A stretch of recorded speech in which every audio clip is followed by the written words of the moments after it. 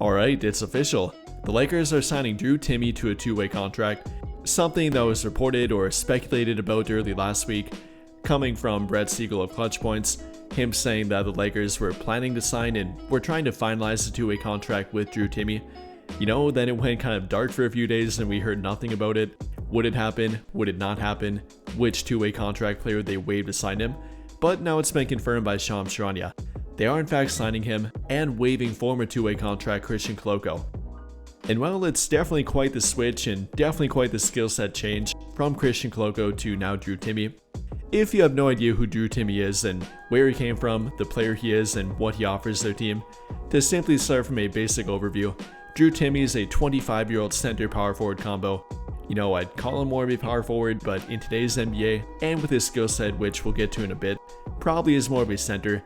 On top of that is 6'10", weighing roughly 230 to 240 pounds, having a 7'2" wingspan, having a very decorated college career, playing all 4 years of his college career at Gonzaga, averaging roughly 17 points per game, 7 rebounds per game, 2.5 assists per game, shooting a very efficient 61.8% from the field and 25% from 3, which he has now carried over to the G League, currently averaging 25.5 points per game with their G League team this season, shooting 51% from the field, 33% from 3, grabbing 8 rebounds per game, averaging 4 assists per game, over 1 steal per game, and being one of the most impressive players on their G League team, especially the one that's not under a contract, apart from Adu Thero, Chris Mannon, and Bronny, who are under contract and have played for their G League team. He has been the most impressive non-contract player on their G League team. And well, from it, he's now been rewarded with a two-way contract, again replacing Christian Koloko, a now former player for them, a guy that can never quite stick out for their team. Definitely had opportunities and even had some few good moments to their team, playing roughly 40 games with their team last season, in which he averaged under 3 points per game, under 4 rebounds per game, under 1 block per game, never really doing that much, ideally having the skill set and the build they wanted, that being an athletic, rim protecting lob threat that even could switch on defense a little bit, but he could never quite put it together. After one decent game and one good defensive game, he'd follow it up by looking lost on the court and not looking like an NBA player, which unfortunately for Koloko has now resulted in him being without a team and without an NBA contract, though I wouldn't be shocked if he would immediately get picked up by a different team. After all, there are many teams that are pretty thin on center depth.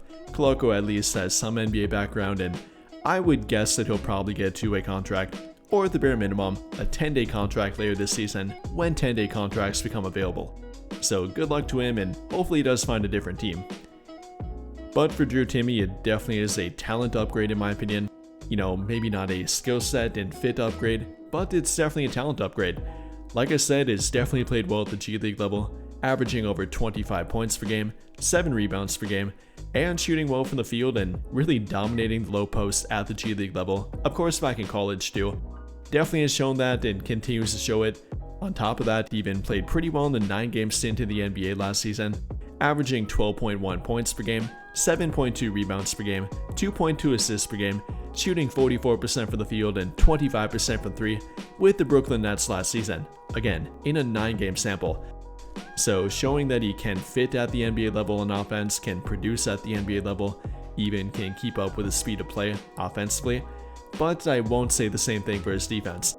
Even at the G League level, has not been a great defender, averaging only 0.2 blocks per game, has never been a shot blocker and that's never really been his game, and that's showing once again.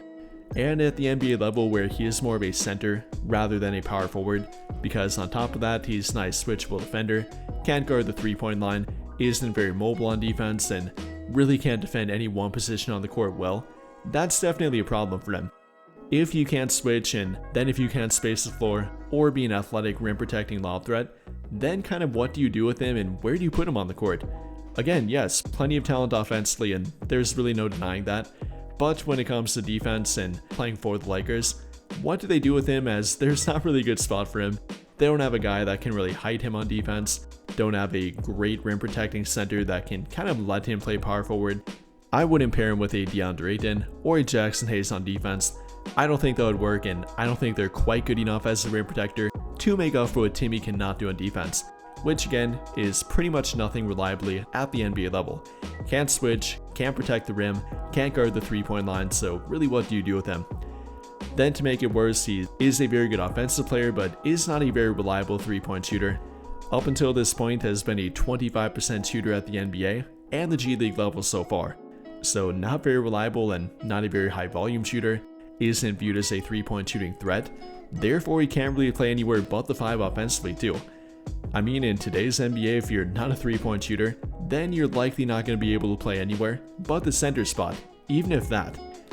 So again, I like the skill set, I think he's a talented player, but maybe not the best fit for their team and what they're currently built around and what they need at the center position. Again, if you're gonna play with Luka Doncic, gonna play with LeBron, gonna play with Austin Reeves, and especially all 3 of them on the court together, then you need your center to be at least a decent rim protector, a decent or versatile defender, or a very good three-point shooter offensively to make up for it. And simply put, Drew Timme is none of those things. I mean, I'm definitely not opposed to replacing Christian Koloko, even with Drew Timme. Again, I think it's a talent upgrade. I think Timme is the better player overall, is the much more talented offensive player, is the better player in general in my opinion. But for what the Lakers need, and if they would have to rely on this backup center, kind of now their 3rd center behind DeAndre Ayton and Jackson Hayes, or I guess maybe their 4th one if you want to call Maxi Kleber their 3rd center, kind of a power forward center hybrid. But if it would come down to it and eventually they would need him for actual NBA minutes, I'm not sure he'd be able to offer them to that.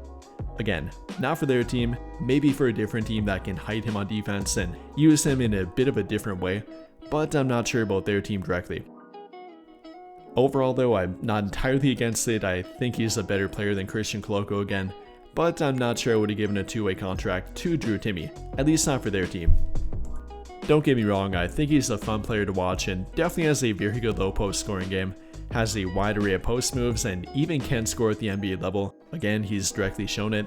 I think he's a better player than Christian Koloko, and I'm not entirely opposed to them replacing Koloko with Drew Timme, but overall I'm not sure he'll eventually work for their team, even given more time in development. I'd love to see him become a better defender, a better rim protector simply, love to see him add a reliable three-point shot, and if anything, I think that's maybe the most possible thing for him to do. Maybe eventually could become a good floor spacing 4-5 combo, therefore find a workaround around his defense and being a defensive liability. Maybe. Hopefully it happens, but not completely reliant on it, and I don't think it'll probably do much for their team unfortunately, neither in the short term or the long term future. But then to finish up, we do have a health update regarding DeAndre Ayton. Via the Lakers injury report, he is out tomorrow night in their game against the LA Clippers and in their NBA Cup matchup. Ayton has been ruled out following that knee contusion they suffered in their last game, leaving during the late first half and not coming back during the second half, and reportedly not being able to play through it, having some irritation with it, having some pain with it during the second half, and they're taking a cautious approach to it. You know, why push him if they don't necessarily have to? Not the best team they're playing tonight after all, or rather tomorrow night. I think I will post this video yet tonight. Taking on the Clippers, who are well below 500 at this point. Yes, they are playing against former Laker Ivica Zubac, who's a very tough matchup at the 5, but between Jackson Hayes, Maxi Kleber who's played well, they should have more than enough to take on the matchup and even win the matchup. Obviously, of course, with Luka, LeBron, Austin healthy, more than enough to win, even without DeAndre Ayton. But that's the update with him. Expect him out tonight, maybe 1-2 more games after this point. They don't want to push him back, and although it's not appearing to be a serious injury with him, is something that will keep him sidelined for the short-term future. So keep a lookout for DeAndre Ayton and future updates after this game, as we do have to wait for him to come back. But with all of that being said, what do you guys think? How do you feel about the Lakers officially signing Drew Timme, waiving Christian Koloko to sign him, and what he may or may not eventually be able to offer their team, both in the short term and long term future? How do you feel about that? Then how do you feel about the update regarding DeAndre Ayton? Out tomorrow night against the LA Clippers, and possibly dealing with a short term and not a particularly serious injury, but an injury nonetheless with a knee contusion. Let me know your thoughts in the comments down below. But I think that'll pretty much do it for this one. And if you enjoyed the video, then I would greatly appreciate it if you dropped a like, subscribe to the channel if you have not already, and hit that notification bell to never miss out when I upload a video. But as always, thank you for watching, and have a great day or night.